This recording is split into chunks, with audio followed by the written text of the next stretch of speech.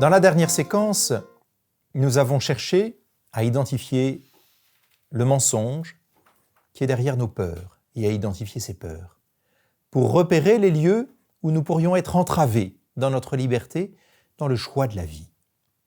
Dans cette nouvelle séquence, je voudrais vous présenter la clé pour être libre. La grande clé, il y en a plusieurs, mais il y en a une qui est particulièrement importante, c'est le fait de renoncer. Dans l'Église ancienne, et même encore aujourd'hui à la veillée pascale, nous disons, alors sous forme de questions-réponses, mais je renonce à Satan, à ses séductions et à ses pompes, à ses œuvres, à ses manifestations. Voilà. Cet acte de la renonciation est un acte central. Nous choisir, c'est renoncer, dit là la sagesse populaire, et ce n'est pas sans raison.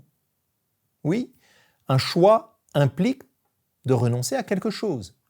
Choisir le Christ nous conduit à renoncer au péché, à renoncer au mal, à choisir cette liberté, c'est-à-dire, souvenez-vous, cette capacité à faire le bien, que le Christ nous a acquis par sa mort et sa résurrection.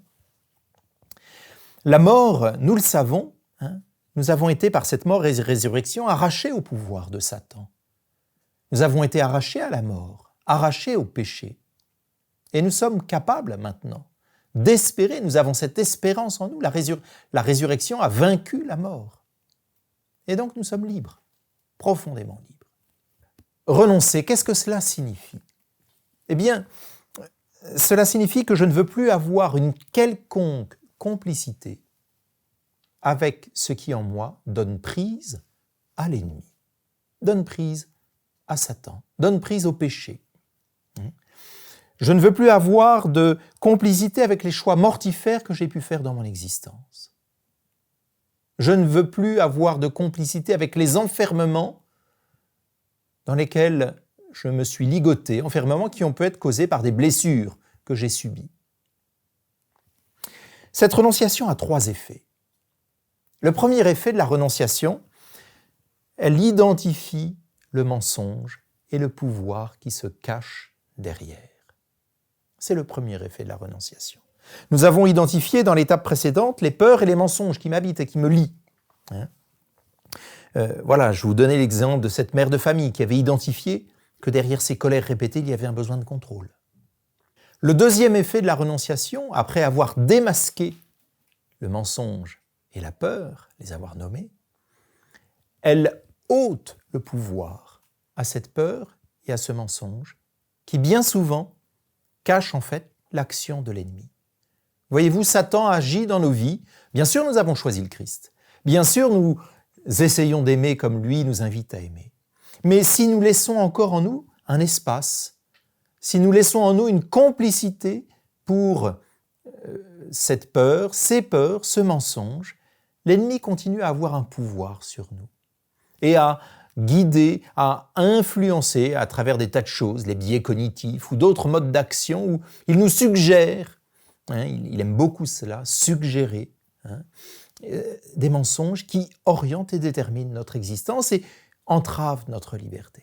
Donc, deuxième effet de la renonciation, elle brise le pouvoir. Alors, voyez-vous, cette action de l'ennemi est permise eh bien, parce que lorsque je pêche, je lui donne un pouvoir sur moi. Ça peut être d'une manière explicite à travers des pratiques occultes, même sous forme de jeu à l'enfance. C'est très étonnant.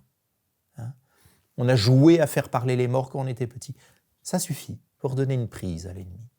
Et puis je vous le disais aussi, ces mensonges peuvent naître et peuvent prendre place dans mon cœur lorsque je me suis laissé habiter par eux, parfois suite à des traumatismes que j'ai subis, oui, et dont je ne suis pas responsable, mais j'ai réagi en m'enfermant, en consentant à des mensonges intérieurs. Voilà. Parfois, le racisme est le fruit de mensonges que nous portons, conséquents de blessures ou au plan de la société, liées à l'histoire des pays, ou à une histoire personnelle, quelqu'un qui a été agressé par des personnes qui viennent d'autres pays, eh bien, aura tendance à considérer les habitants de ces pays-là comme étant tous des agresseurs ou des menteurs ou des ci ou des ça. Voilà. Troisième effet de la renonciation, elle nous donne une responsabilité personnelle.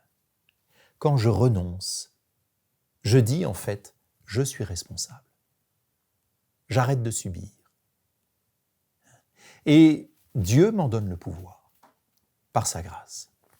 Jésus nous le dit, celui qui veut être mon disciple, qu'il renonce à lui-même, qu'il prenne sa croix et qu'il me suive. C'est à nous qu'il appartient de renoncer à ce qui nous a trop souvent définis jusqu'ici.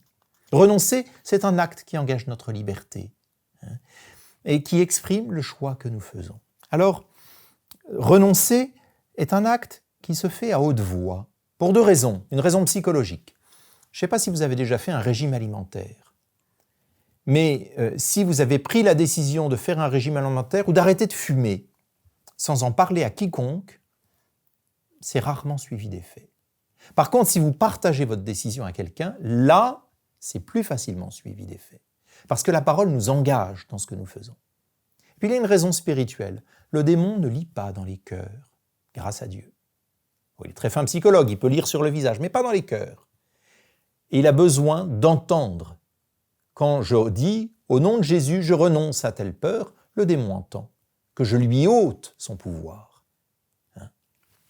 Alors comment vivre cette étape de la renonciation? Et d'une certaine manière, c'est l'exercice que je vous propose aujourd'hui, qui est un peu plus long que d'habitude. Première étape, on l'a fait, la séquence précédente, c'est identifier nos peurs. Très bien. Les mensonges, les peurs. Peut-être aussi, vous le comprenez aujourd'hui, les péchés par lesquels j'ai offert à l'ennemi une prise sur moi. La première étape, c'est se repentir de ma complicité avec l'ennemi. De me repentir face à Dieu. Je peux le faire à travers une prière toute simple. Vous pouvez le faire tout simplement chez vous, dire face à votre croix, Seigneur Jésus, je te demande pardon, parce qu'en acceptant de me laisser dominer par telle peur, parce qu'en commettant tel péché, parce qu'en ayant telle ou telle pratique, je me suis éloigné de toi et je t'en demande pardon. Si vous avez la possibilité, et bien sûr, comme catholique, c'est dans la confession sacramentelle que nous vivons ce repentir. Et déjà là, Dieu opère en nous un détachement, commence la libération. Parfois, une libération qui va déjà très loin. C'est la première étape. La deuxième étape, ce qui peut entraver notre cœur avant d'arriver à la renonciation, notre cœur peut être lié par des offenses que nous avons subies et nous avons en nous une haine, une rancœur par rapport à quelqu'un. La deuxième étape, peut-être souvent et nécessaire, pardonne-nous nos offenses comme nous pardonnons aussi. Je ne peux recevoir que si je suis prêt à donner. Eh bien, d'essayer, dans la prière, il ne s'agit pas d'aller trouver la personne qui vous a offensé, mais dans la prière, de dire au nom de Jésus, en vous adressant intérieurement à la personne, toujours à haute voix, il faut que le voisin du dessous entende. Au nom de Jésus, je te pardonne, un tel, pour avoir fait telle chose à mon égard. D'accueillir, au nom de Jésus, c'est-à-dire avec l'aide de Dieu. C'est pas, souvent, il y a des pardons humainement qui sont difficiles, voire impossibles.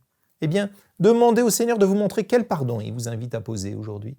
Et faites cette prière-là.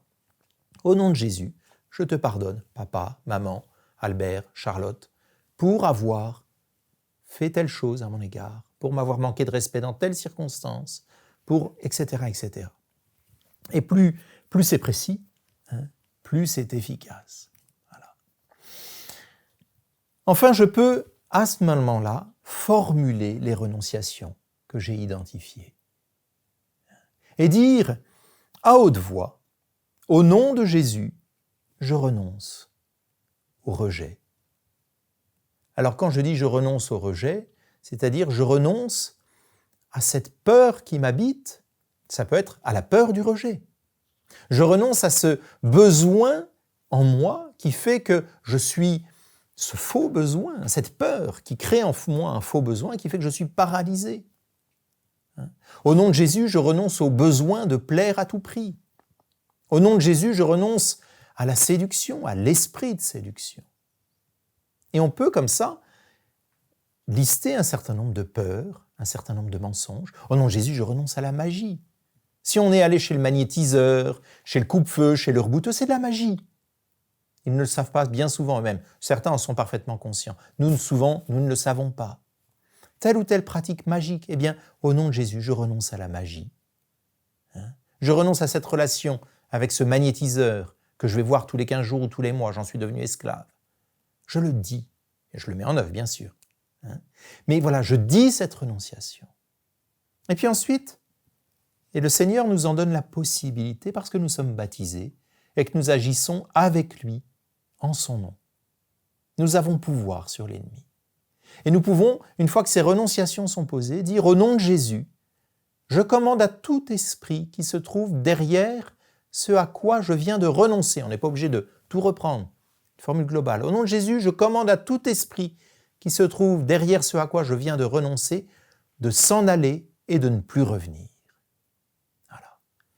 Il y a une dimension psychologique dans nos blessures, bien sûr, mais il y a cette réalité spirituelle.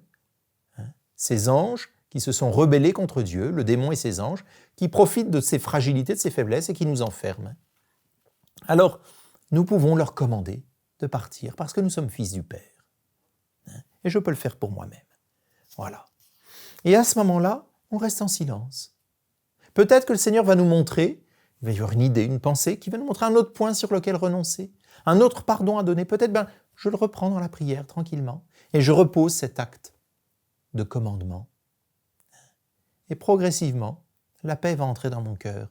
Des liens vont se dénouer. Alors je vous propose, pour nous préparer, pour vous préparer à cet exercice, de prier ensemble le Notre Père, où nous concluons en disant « Délivre-nous du mal », avec un grand M, c'est-à-dire du malin.